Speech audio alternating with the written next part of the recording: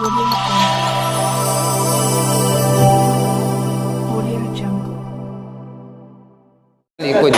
चलिए देखिए, हम लोग प्रश्नावली 3.3 के पहला के छठा सवाल हल करेंगे। किस विधि से हल करना है? प्रतिस्थापन विधि से हल ज्ञात करना है ना।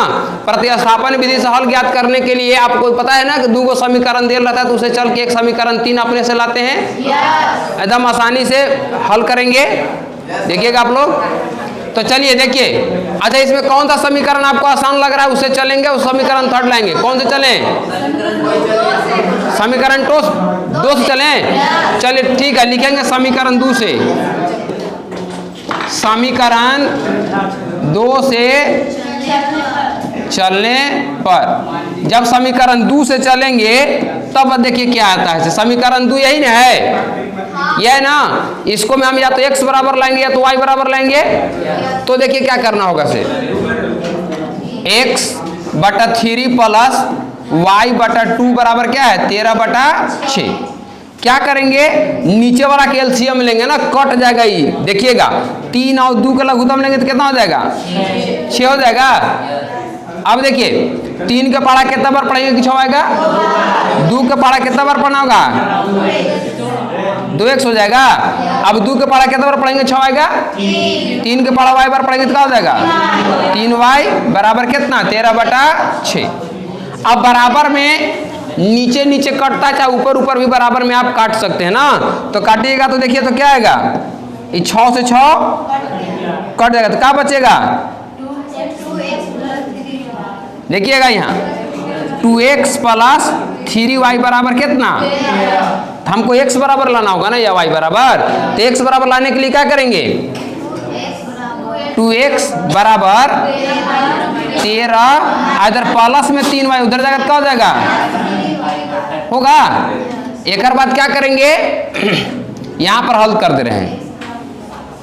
तो x बराबर करेंगे तो क्या आएगा, देखिए तो देखिए यहाँ पर ये बटा 2 आएगा नीचे, तो क्या हो जाएगा 13 माइनस 3y बटा क्या हो जाएगा, ये क्या हो गया?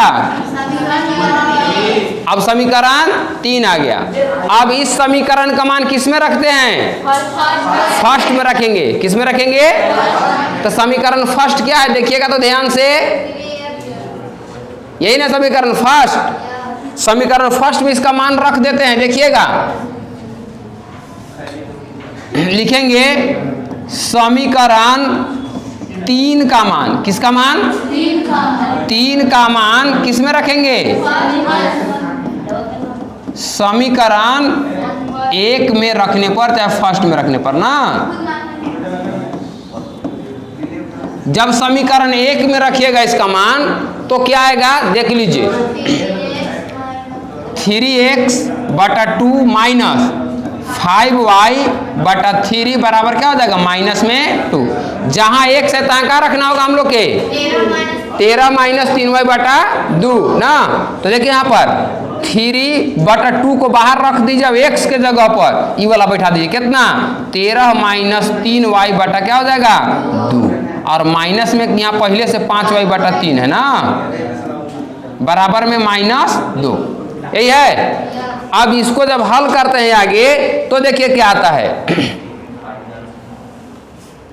इसको जब हल कीजिएगा तो क्या हो जाएगा? 13 तिया 39 और 3 में 3y से गुना करेंगे तो 3 तिया 9y बटा में क्या हो जाएगा?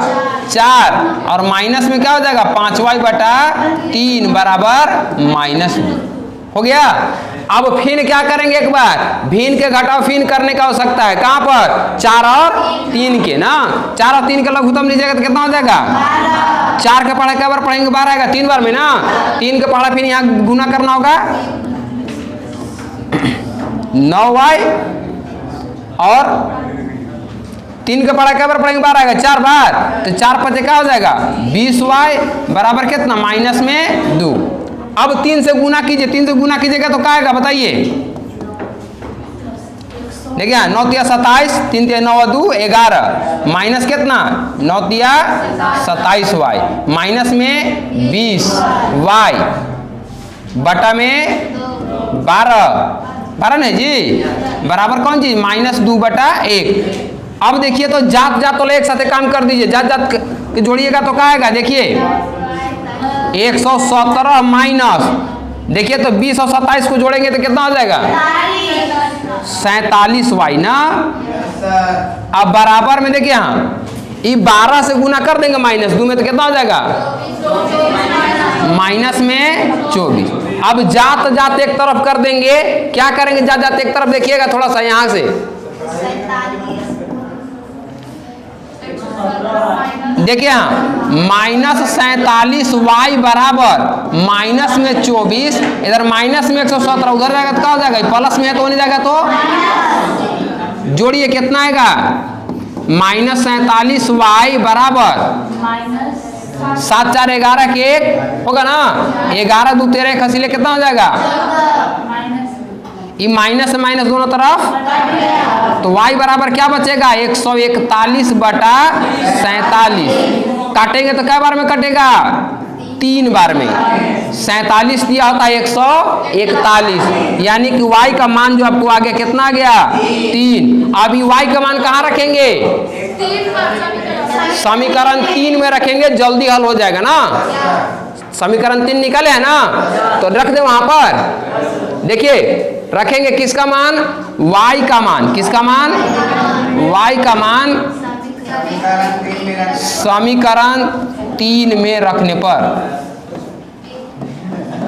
3 में रखने पर 3 क्या आया है यार, समीकरण बताइएगा तो थोड़ा सा देखिएगा यहाँ पर समीकरण 3 है, देखिए जो लाए हैं क्या x बराबर 13 माइनस 3y बटा 2 ना, क्या आया है x बराबर 13 माइनस 3y बटा, हमको किसका मान रखना है y का मान ना, तो y का मान कितना आया है 3 आया है, तो 13 माइनस 3 गुने बटा 2, यानी कि 13 माइनस 9 बटा 2 कितना आएगा 4 बटा 2, 13 में से 9 घटाए 4 बचेगा ना, 2 दूनी की, यानी कि आपका कितना मान आ गया x का, x बराबर कितना आ गया, इसको ऐसे कर देते हैं, रुकिएगा थोड़ा सा, x बराबर कितना मालूम हो गया आपको, ये काटेंगे तो 2 दूनी की, x के मान आपको मालूम हो गया 2, अतः लिखना नहीं भूलेंगे, अतः x बराबर कितना आ गया, अतः x बराबर 2 और y बराबर, ये आपको दोनों ठीक है। 2x प्लस 3y बराबर 11 और 2x माइनस 4y बराबर में आपको दिया हुआ है 24, माइनस में को हल कीजिए और इसमें m का वह मान ज्ञात कीजिए जिसके लिए y बराबर mx प्लस 3 हो। इसमें आपको क्या ज्ञात करना है, m का मान ज्ञात करना है, किसका मान ज्ञात करना है, लेकिन m का मान ज्ञात करने के लिए आपको x और y का मान ज्ञात करना होगा। यदि आप लोग x और y का मान नहीं ज्ञात कर पाइएगा तब तक m का मान ज्ञात नहीं होगा। तो सबसे पहले हम लोग दो को जो समीकरण दिया हुआ है उसे x और y का मान ज्ञात कर लेंगे, इसके बाद एक और समीकरण दिया हुआ है y बराबर mx प्लस 3, इसमें मान रख देंगे x और y का मान, तो आपका आंसर आ जाएगा। तो देखिए हम लोग कैसे हल करते हैं इसको, आपके पास जो दिया हुआ है उसको लिख लेंगे, क्या दिया हुआ है 2x प्लस 3y बराबर में 11, इसको कर देंगे समीकरण फर्स्ट, ठीक है। एक और दिया हुआ है 2x माइनस 4y बराबर माइनस 24, इस समीकरण हो जाएगा 2, ठीक है। एक और समीकरण इसी में दिया हुआ है, क्या y बराबर mx प्लस 3, इस समीकरण कर दीजिए, ठीक है। ये समीकरण 3 हो गया। फर्स्ट और सेकेंड से चल करके आपको x और y का मान ज्ञात करना है और x और y के मान रख करके समीकरण 3 में किसका मान ज्ञात करना है, m का मान ज्ञात करना है। तो चलिए हम समझते हैं कि आप लोग को बनाने में दिक्कत नहीं होगा। आइए हम लोग देखते हैं, सबसे पहले चलेंगे हम लोग कहाँ, समीकरण फर्स्ट और सेकेंड से। किसे चलेंगे, समीकरण 1 तथा 2 से। अच्छा समीकरण 1 और 2 देखिए तो दिया हुआ है 2x प्लस 3y बराबर 11 है और 2x माइनस 4y बराबर माइनस 24 है। तो देखिए तो घटाने पर ये वाला 2x से 2x कट जाएगा क्या? विलोपन विधि से बनाएंगे। देखिए क्या होगा से 2x प्लस 3y बराबर में 11 और 2x माइनस 4y बराबर में माइनस 24, माइनस में 24 है ना। अब क्या करेंगे, चिन्ह बदल देंगे तभी ना कटेगा। घटाने पर लिखेंगे, इससे क्या हो जाएगा, चिन्ह बदलेगा। ये 2x से 2x कट जाएगा तो क्या बच जाएगा, y का मान बचेगा कितना, 4 और 3 7y बराबर कितना हो जाएगा 35 हो गया।